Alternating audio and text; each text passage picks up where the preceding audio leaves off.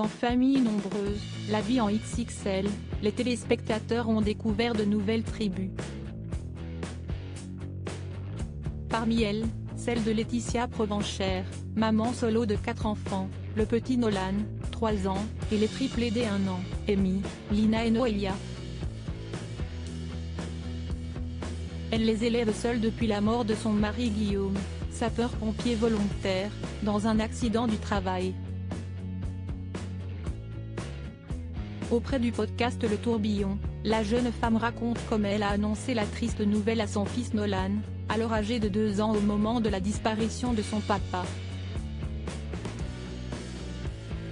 Sébastien est tombé d'une échelle. Et au moment de l'accident, Laetitia Provenchère, alors enceinte de 2 mois, se trouvait à 4 heures de roue. Elle a donc rejoint son cher et tendre en laissant son fils à sa grand-mère.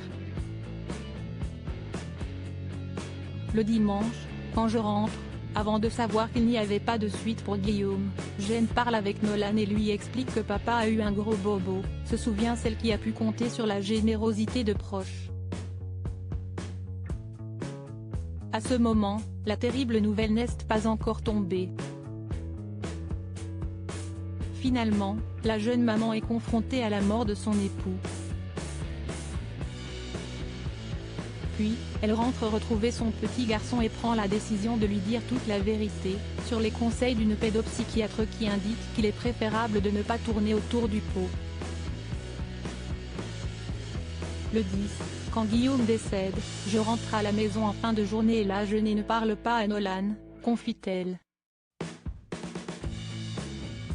Je ne lui en parle que le lendemain car j'avais peur de le lui annoncer juste avant qu'il fasse sa nuit. Je lui en ai parlé le lendemain du coup. Je lui ai dit que papa était mort, qu'il était au ciel. Dans le temps, Laetitia Provenchère est amenée à faire quelques précisions quant aux circonstances de départ de Guillaume. Ce n'est pas que papa est parti et qu'il n'est pas revenu. Il n'est pas parti avec une autre femme. Tout de suite, ça a été un rituel.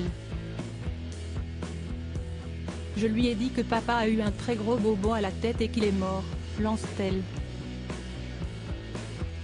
Puis, il est aussi utile à un moment donné de préciser le fait que papa soit au ciel car Nolan a développé une espèce de lubie pour les avions. Je lui ai expliqué que non, qu'il est au paradis et que si est là où vont les gens quand ils sont morts, conclut-elle. Un moment extrêmement difficile pour la petite famille.